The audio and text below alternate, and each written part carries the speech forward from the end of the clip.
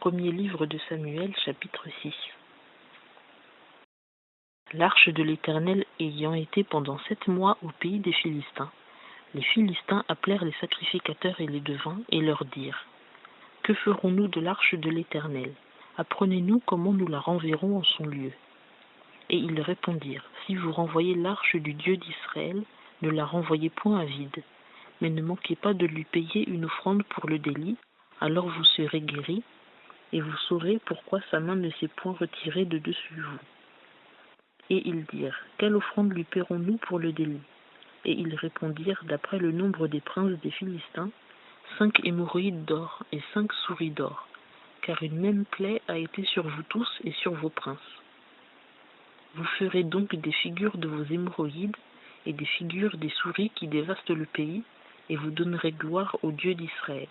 Peut-être allégera-t-il sa main de dessus vous, et de dessus vos dieux, et de dessus votre pays. Et pourquoi endurciriez-vous votre cœur, comme les Égyptiens et Pharaon endurcirent le leur? Après qu'il eut accompli contre eux ses prodiges, ne les laissèrent-ils pas partir et s'en aller? Maintenant donc, prenez de quoi faire un chariot tout neuf, et 2 vaches qui allaitent, sur lesquelles on n'a point encore mis de joug.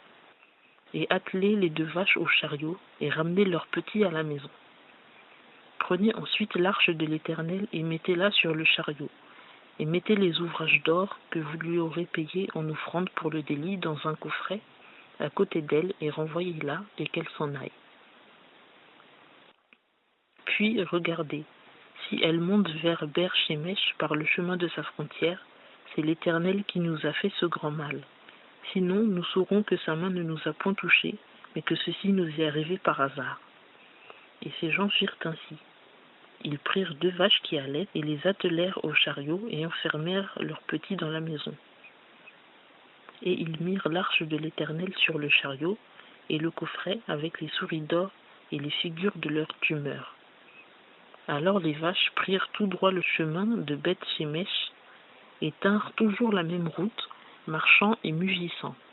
Et elles ne se détournèrent ni à droite ni à gauche, et les princes des Philistins allèrent après elles jusqu'à la frontière de Beth-Shemesh.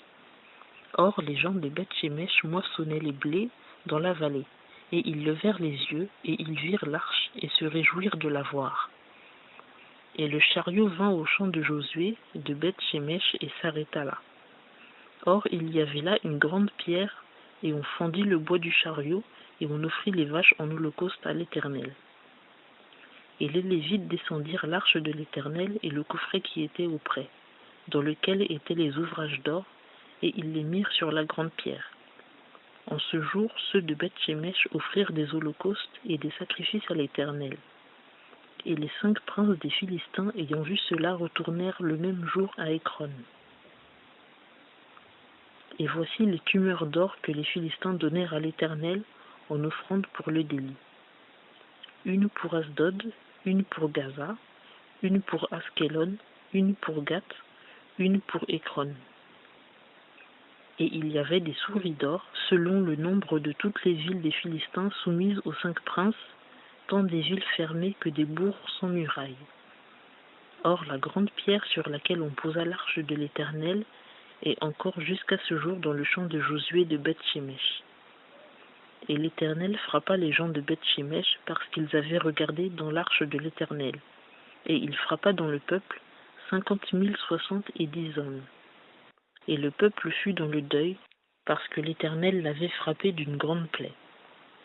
Alors ceux de Beth-Shemesh dirent : Qui pourrait subsister en présence de l'Éternel, de ce Dieu saint? Et vers qui montera-t-il en s'éloignant de nous? Et ils envoyèrent des messagers aux habitants de Kirjath-Jéarim pour leur dire : Les Philistins ont ramené l'arche de l'Éternel, descendez et faites-la monter vers vous.